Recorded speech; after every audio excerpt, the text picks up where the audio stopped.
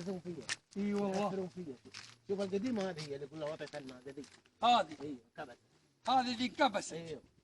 هذه هي وطية الناقة. ايوه وهذيك وطية الرسول، شوف هذيك اللي فيها الخشب. سبحان الله. لكن كانت ما فيها نهر ما. سبحان الله. بس السفن الحفارين هذول يرعون يرمون فيها. وانا سويت واحده هنا صغيره قلت اللي حد يشرب منها. ايوه. حفاره جبت لي عامل حفاره.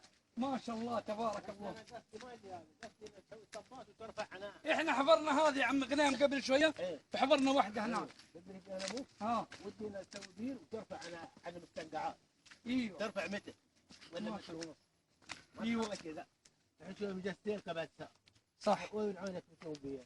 لو انا استوى بير وترفع متر على لكن ما شاء الله تبارك الله يعني مويتها هي ما تغير مويتها ترى عرق ما هي نبع ولا. سبحان الله. تحفر حفره تجي الصبح تلقاها مليانه. صحيح. ايوه نبع عرق ندى. ايوه. سبحان الله. بس العبث هذا اللي خربها علينا. ولا وانا فوق والله انها مكانها حلو. والحمد لله نقول على كل شيء ان الله يديم هذه الحكومه اول شيء. وبعدين نبغى ابوك دعم للمقبره. اي والله. انا بدعم.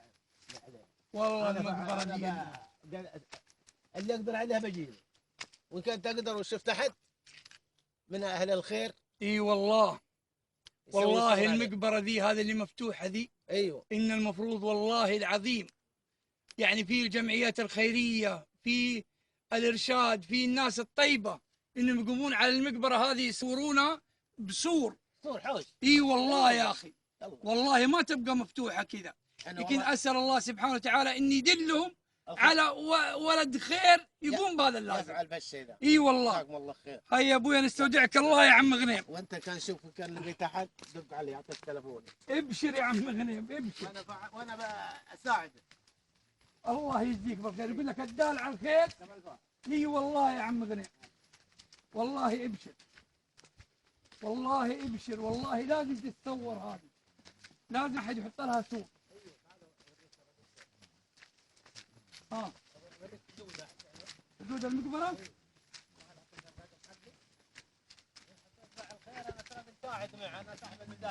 ما شاء الله تبارك الله. ما شاء الله يعطيك خير وفيك شره. ما شاء الله تبارك الله. يمكن تقدم معي ولد فلوس. فين؟ لا يا عم انا خايف بعدين يجيبوا لك يقول لك ليش تسوي وليش تفعل. والله يمكن ما يهمك ان شاء الله تصل رساله.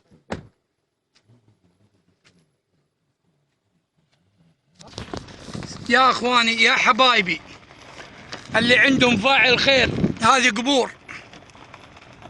شايفين القبور جنب نفس الوطيه. هذه القبور. فجزاكم الله خير اللي يقوم يصور هذه القبور بحوش، فيكون له من الشاكرين بعد الله عز وجل، لأنه هذا دار المسلمين ودار أمة محمد صلى الله عليه وسلم. فإذا كان في فاعل خير يبغاني أدله على منطقتها فأنا جاهز لوجه الله عز وجل. أخواني وأخواتي اللي يسمعون المقطع هذا، أتمنى من الله عز وجل ثم منكم المساعدة بفعل الخير. وهذه القبور دار المؤمنين، دار كل مسلم يقول لا إله إلا الله. إن شاء الله. جزاك الله خير. تسمع بالبشري، احنا من قبيلة البشري. والله والنعم والله والنعم. هذول يا اخواني قبور اخواننا واجدادنا وناس من اهالينا واطفالنا وابواننا يا رب العالمين. اللهم ارحمهم وتغمدهم برحمتك وانت ارحم الراحمين. اللهم اغفر لهم وارحمهم واسكنهم يا الله سكنا خيرا من سكنهم في الدنيا. واذا كان في فاعل خير جزاء الله خير الجزاء إن يساعدنا في تصوير هذه المنطقة، فأنا بعد الله عز وجل إني واقف معاه بعد الله إني أجيبه لين هنا وأدله، لأن هذه منطقة والله يا أخوان كلنا حنموت وما في إنسان ما بيموت، ويلقى من يستره ويلقى من يساعده وهو في قبره سبحان الله. فأسأل الله سبحانه وتعالى لي ولكم التوفيق أخواني وأخواتي اهتموا بموضوع المقبرة هذه. تكفون يا إخواني، تكفون يا إخواني، تكفون يا أهلي، تكفون يا جماعتنا، يا ناسنا من كل قبيلة.